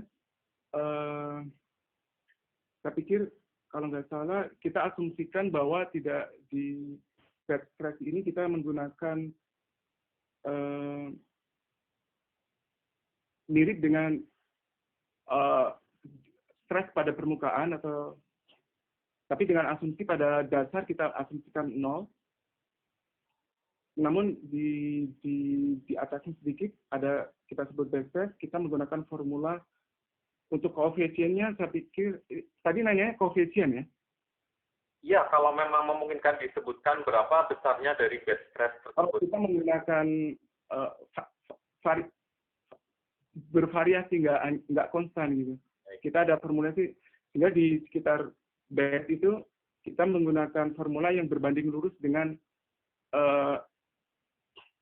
laju minimum yang dapat diidentifikasi dengan bed stress. Kemudian kita menggunakan formula yang stresnya ini sendiri berbanding lurus dengan kuadrat dari besar arus minimum yang terletak di dekat dasar laut. Kemudian yang kedua? Yang kedua adalah apakah mempertimbangkan mode baroklinik dalam penyusunan model yang Mas Basit lakukan? Oke, menarik. Iya, tentu saja saya menggunakan kode baroklinik. Artinya saya menggunakan parameter temperatur untuk setiap layer, temperatur yang berbeda-beda untuk layernya. Di sini saya bagi menjadi 54 layer. Saya juga mensimulasikan untuk simulasi yang tidak melibatkan baroklinik seperti kita lihat di sini adalah ini untuk kasus barotropik. Artinya tidak ada stratifikasi yang saya aplikasikan pada model. Ini untuk menunjukkan bagaimana pengaruh stratifikasi atau baroklinik mode dalam pembentukan residual current yang diinduksi oleh pasang surut. Namun ketika ini dengan catatan ini adalah gaya pembangkitnya hanya untuk gaya pembangkit pasang surut selain syarat batas. Untuk simulasi-simulasi yang lainnya seperti eksperimen pertama dan kedua tentu saja saya menggunakan untuk baroklinik mode. Baik. Pertanyaan ketiga? Untuk yang ketiga itu beliau menanyakan untuk batas terbuka, apakah mempertimbangkan batas-batas terbuka sungai? Ya, seperti saya jelaskan di sini, saya menerapkan batas-batas sungai. Namun data-data batas-batas sungai itu saya juga menggunakan, jadi ini model menggunakan model yang lainnya gitu, disebut dengan watergate model. Namun mungkin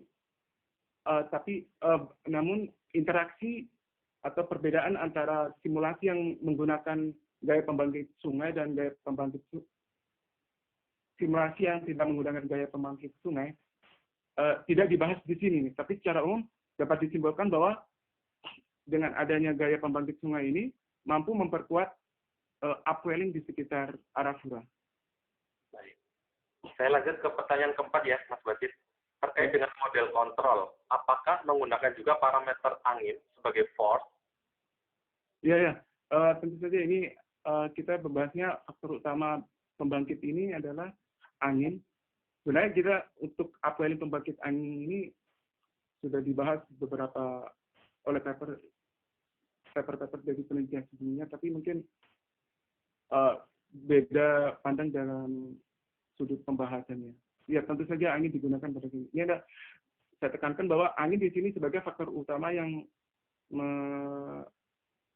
mengenerate terjadinya upwelling di sekitar perairan Laut Arafura bagian utara.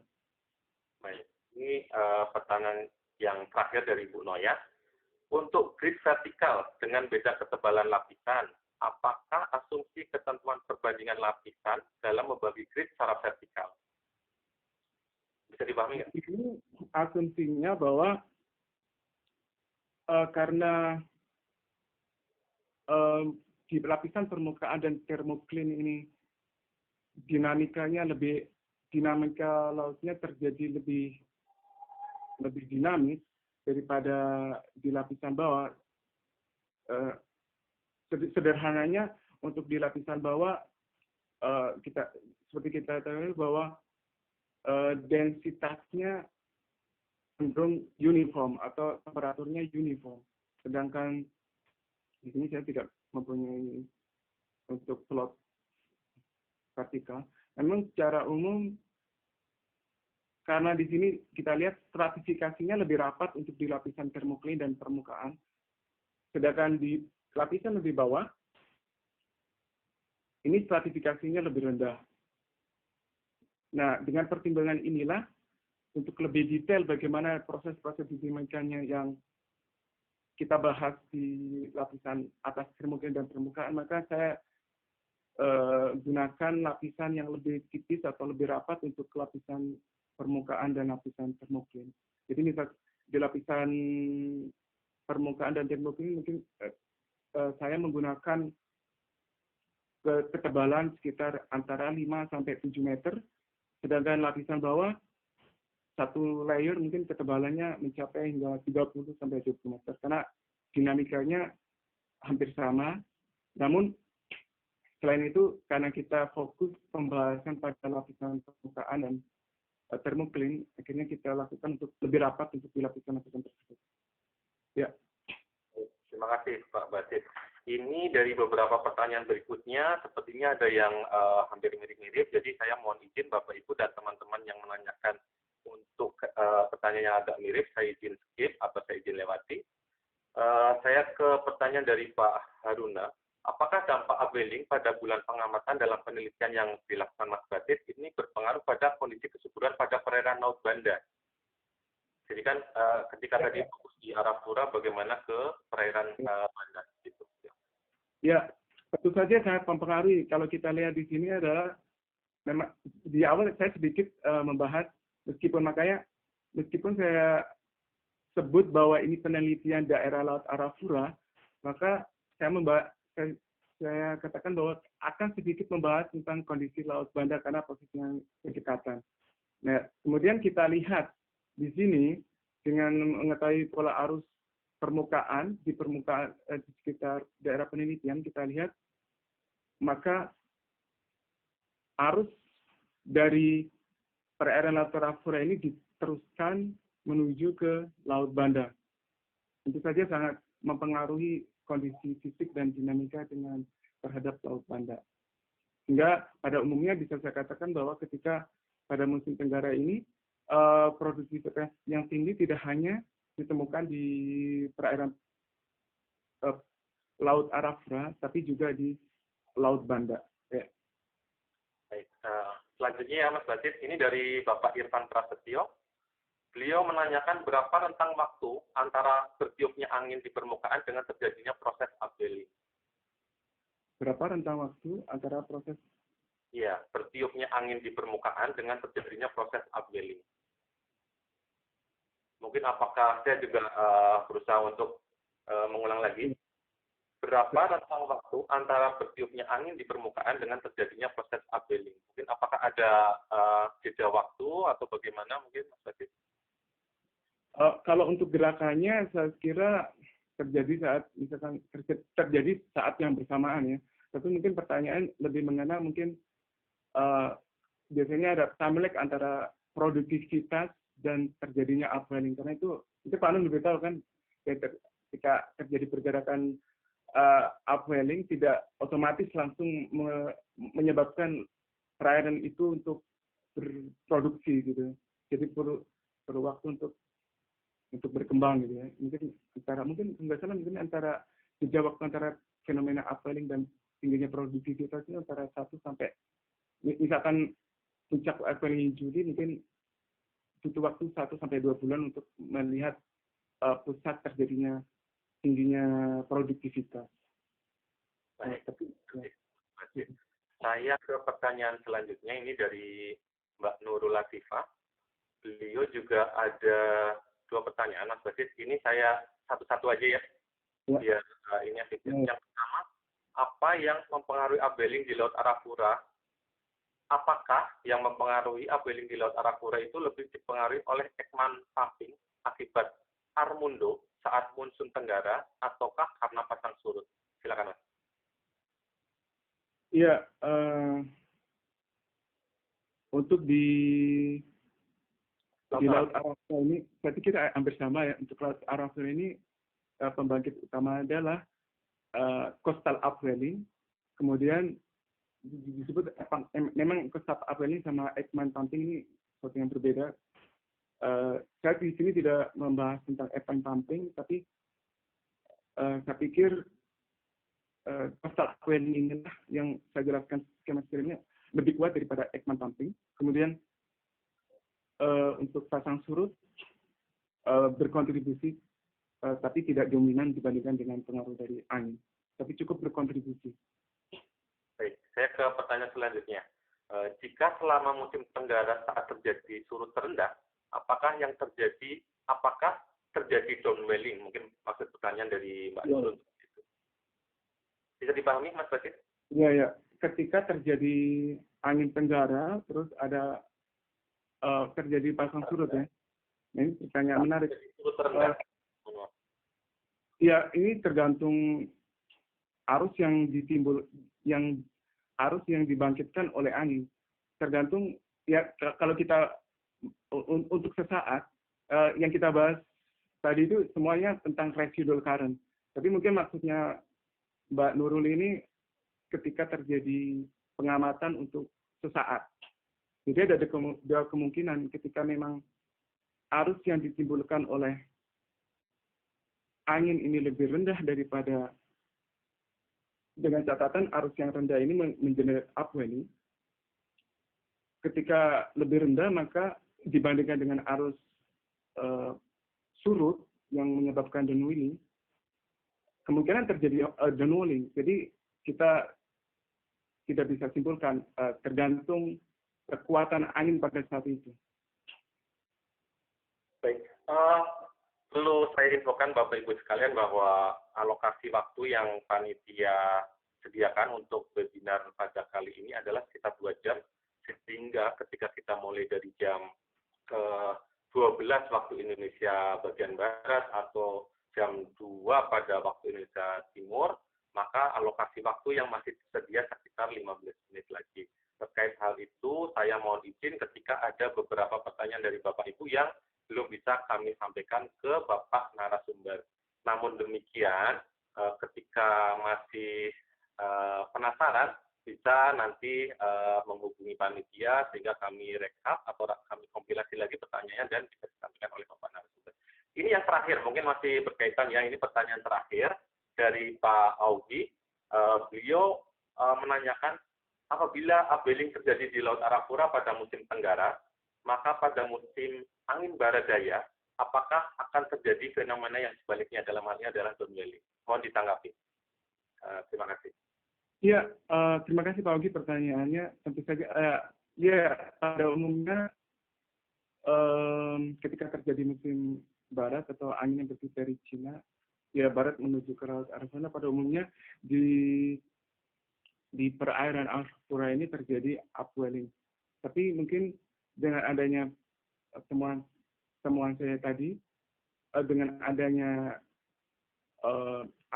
circulation cell yang diinduksi interaksi antara virus pasang surut dan topografi, saya pikir hipotesis saya adalah, karena saya tidak membahasnya, saya hanya menghipotesis, apabila kita mensimulasikan tanpa adanya pasang surut ini, kekuatan downwelling dengan menggunakan simulasi yang menggunakan pasang surut ini adalah lebih rendah daripada simulasi yang tidak menggunakan upwelling. Artinya pasang surut ini akan memperlemah terjadinya downwelling yang terjadi pada musim barat. Baik, sangat detail sekali penjelasannya Mas Basit. Pada kesempatan kali ini, saya minta izin Mas Fadli sebagai host untuk mengaktifkan speaker dari Pak Kapus Pak Nuk, mohon izin. Oke, apakah ada yang perlu disampaikan lagi Mas Basit? Barangkali masih ada perlu melakukan diskusi dan sebagainya, mungkin bisa menghubungi Mas Basit atau bagaimana? Boleh nanti hubungi saya kalau ada beberapa pertanyaan atau diskusi santai. Boleh. Dengan senang hati. Terima kasih atas pertanyaannya dan kehadirannya. Mas Fadli? Oh ya, udah, oke. Baik, karena speaker dari Pak Nuk juga udah aktif, Mas Basit juga sudah menyampaikan materi diskusi dengan sangat detail dan pertanyaan juga dijawab dengan baik. Sebagai sebelum penutup ya, saya mohon Pak Kapus berkenan untuk memberikan arahan-arahan terkait webinar kali ini. Silakan Pak Nuk. Terima kasih Mas Hanum. Mungkin sebelum ini kita masih punya waktu sekitar 15 menit ya Mas ya. Mungkin boleh dibuka satu sesi interaktif Mas supaya lebih hidup diskusinya. Silakan Mas. Boleh. Sebelum Pak. Ya. Gak apa ya Mas Basit ya? Oh, Pak. Baik, ini udah dipersilakan dan Pak Basit juga menyetujui. Jadi dari Bapak Ibu yang masih penasaran, silakan ini di bawah itu ada fitur reaction, bisa raise hand, kemudian nanti saya akan melihat di kolom chat siapa yang ingin berdiskusi secara langsung dengan Bapak narasumber. Pak Basit, silakan. Baik. Silakan Mas Fadli dibantu saya untuk ngecek siapa dari Bapak Ibu dan teman-teman yang masih ingin berdiskusi secara langsung dengan Pak Basit. Yang ingin bertanya silakan diangkat tangan atau di chat aja siapa yang ingin bertanya. Oke, Yunita Noya sepertinya. Baik, Mas Fadli tolong dibantu untuk Ibu Noya diaktifkan speakernya sehingga bisa berdiskusi. Silakan. Oke. Halo, apa saya udah masuk ya Pak? Masuk Mbak. Oh ya, kebetulan saya lagi di jalan, tapi boleh ya bertanya. Mas Basit, saya tuh sangat tertarik banget dengan model yang Mas lakukan. Saya kebetulan juga sering bikin hal itu, dan menarik tuh dari salah satu kesulitan itu adalah menggabungkan yang domain yang luas dengan sungai yang kecil. Makanya tadi saya sempat tanya untuk batas terbuka di sungai itu, saya ingin nanya berapa besar grid yang dibuat untuk sungai yang berpengaruh ke modelnya gitu. Soalnya kan kalau di kita di timur sungainya nggak terlalu besar-besar banget kayak di Kalimantan, jadi saya wondering aja gitu.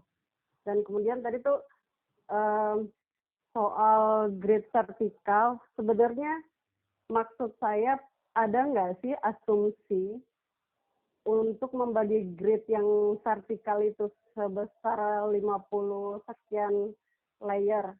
Itu maksud saya. Jadi kan kita nggak asal-asalan kalau kita bagi grid cuman karena asumsi itu dia mixing atau dia lebih konstan, tapi kan kalau hitung-hitungannya, numericalnya kan kita harus bikin perbandingan gitu. Jadi itu yang ingin saya tahu sebenarnya. Kalau dengan grade yang sebesar itu, kira-kira ada nggak gitu asumsi perbandingannya?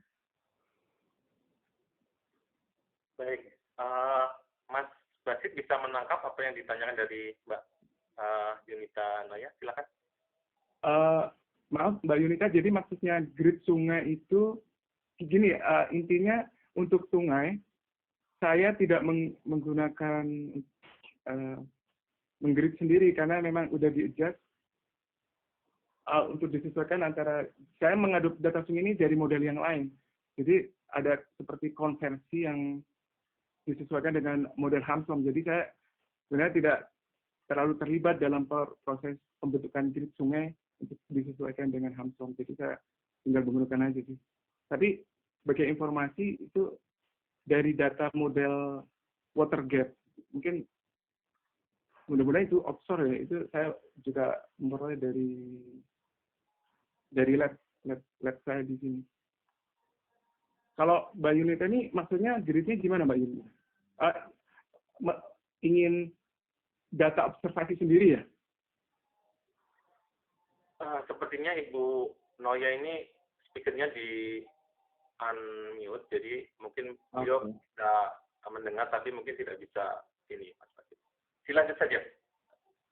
Iya, terus kemudian untuk pembagian kedalaman untuk masing-masing per layer itu memang tidak ada formulasi secara khusus.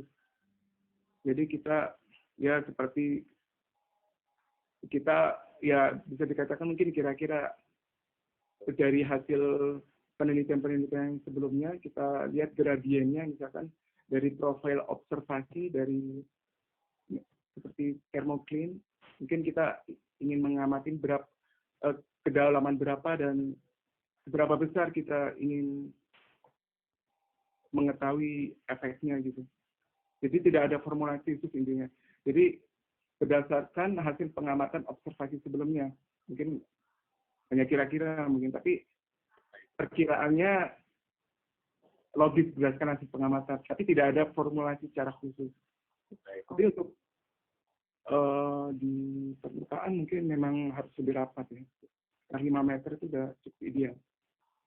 Iya sih, biasanya kalau kita pertimbangkan depth stress untuk permukaan antara surface laut dan atmosfer itu juga berbanding sama dengan ketika kita buat yang baru klinik untuk dasarnya.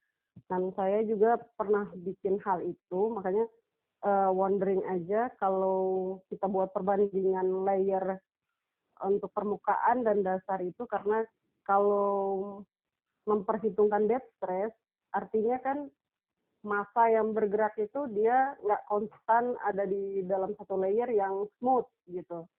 Iya, iya. Nah, begitu juga dengan yang di permukaan. Kan angin punya force yang cukup kuat untuk bikin muka air itu dia tidak selalu rata. Nah, iya. itu yang kalau mungkin cuman berdasarkan data in situ atau literatur yang sudah ada kemudian dibagi berdasarkan itu dan di running jalan, it's okay. Cuman memang saya ingin tahu sih yang vertikal itu, karena menariknya ketika kita buat model yang vertikal di batas-batas itu gitu. Oke, saya cukup paham. Mungkin itu aja deh yang saya tanyakan. Makasih banyak. Ya, makasih. Di mana Pak Nuk, apakah ini kalau tidak salah masih ada 8 menit, apakah masih ada satu penanya interaktif atau sudah dicukupkan saja? Iya, sisa satu Pak Nuk. Oh iya, lagi Mas, satu lagi ya. Baik. Silakan Mas Fadli dibantu dan disebutkan dari siapa, karena di sini ada beberapa yang izin bertanya juga. Silakan Mas Fadli. Ini dari Pak Riza Iskandar. Oke, silakan. Oke, Pak Riza silakan. Tes, Assalamualaikum. Waalaikumsalam warahmatullahi. Ini penelitian yang menarik ya. Saya pengen tahu tadi ada intrusi massa air Halmahera yang masuk ke Bandasi ya, masuk ke arah Furasi. Jadi pengen tahu TS diagram yang dihasilkan sama model Hansom kayak gimana. TS diagram, jadi ada perbandingan antara model sama observasi. Oke, ada. Ntar saya sharing lagi ya untuk diagram TS. Ini adalah diagram TS-nya. Kita lihat di sini bahwa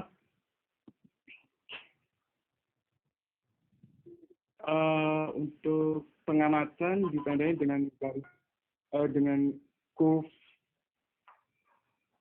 Di sini saya membandingkan referensinya dengan data global yaitu EN4 yang warna canyon. Di sini kita lihat bahwa seperti di Halmahera, saya membandingkan beberapa simulasi, yaitu merah dengan reference ketika gaya pembangkit angin, sungai, dan pasang surut diaplikasikan. Sedangkan warna kuning dan biru ini saya tanpa menggunakan gaya pasang surut. Nah, di sini kita lihat bahwa gaya pembangkit pasang surut sangat penting, karena tanpa menggunakan gaya pasang surut ini, salinitas maksimum akan overestimated dibandingkan dengan hasil observasi global. Ini kita lihat yang global dengan reference cukup dekat. Ini menunjukkan bahwa pengaruh tidal mixing dan sungai cukup signifikan dalam mempengaruhi kondisi massa air di perairan, di lapisan dalam di perairan Indonesia pada umumnya. Karena ketika kita bicara dengan Halmahera, ini adalah massa yang akan selanjutnya masuk ke Arubasin, yang merupakan fokus dari pembicaraan kita hari ini. Demikian Mas Reza, gimana?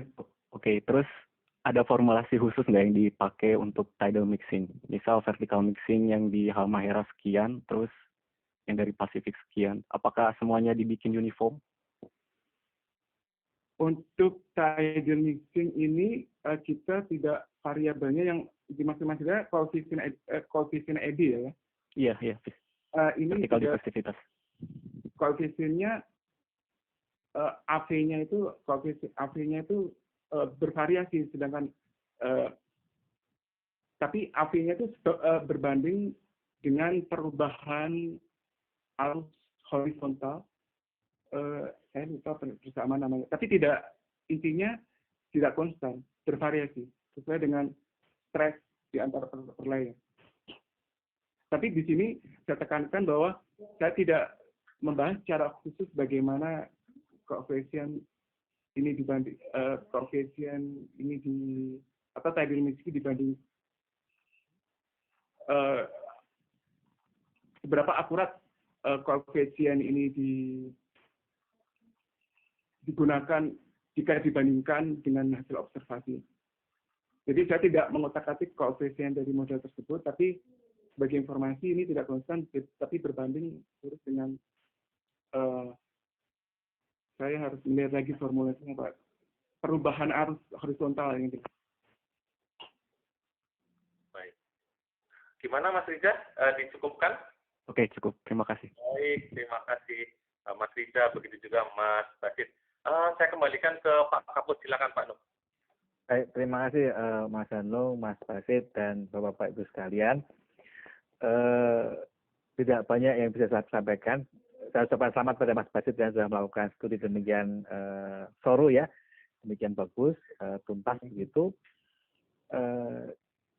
Untuk selanjutnya kembali saya ulangi, harap terus berkarya begitu ya, mau balik ke Ambon silahkan, mau postdoc ya monggo, tapi yang jelas komunikasi harus tetap dijaga. Ya Pak, siap. Kemudian saya sampaikan apresiasi yang setinggi-tingginya pada teman-teman yang sudah melaksanakan acara ini. Jangan kapok, yang mungkin yang pertama kita lakukan, jadi banyak sekali dinamikanya, jadi ini harap sebagai proses pembelajaran yang baik buat kita semua. Pada Bapak Ibu penikmat acara webinar ini, kami sampaikan ucapan yang terima kasih yang sebesar-besarnya.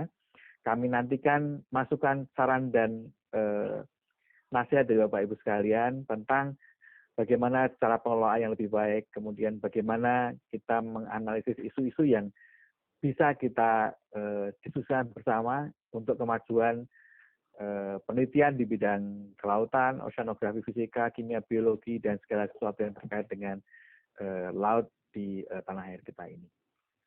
Saya pikir demikian ya Mas Hanung ya. Insya Allah kita akan membuat penelitian seminar seperti ini jadi jadi periodik Bu, Bapak Ibu sekalian. Jadi ada mungkin seminggu sekali atau 2 minggu sekali, nanti silakan Mas dan teman-teman untuk merencanakan dengan sebaik-baiknya agar kita dapat menampung seluruh sebagian besar pendapat dan hasil penelitian yang tentunya sangat menarik bagi kita semua sebagai wadah untuk bertukar pikiran dan wadah untuk saling memahami, dan kemudian tujuan terakhirnya adalah supaya kita semua bisa bekerjasama memajukan riset di kelautan di Indonesia. Terima kasih Mas Nung. Mungkin demikian Mas Nung ya. Baik, terima kasih Pak Nuk atas arahan pada webinar kali ini.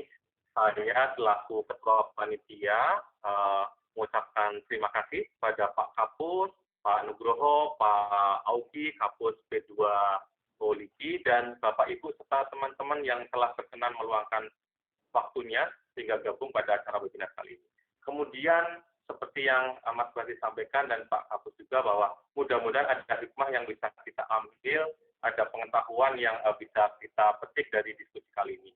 Saya selaku panitia mohon maaf kiranya jalannya webinar ini masih ada yang belum berkenan di hati Bapak Ibu dan teman-teman sekalian. Atas nama panitia saya mohon maaf.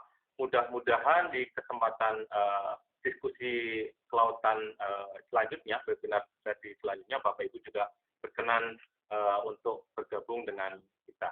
Demikian Bapak Ibu sekalian, saya ucapkan terima kasih kepada Pak Basit selaku narasumber, Pak Kapus, dan Bapak Ibu serta teman-teman peserta sekalian. Demikian dari saya akhiri webinar kali ini.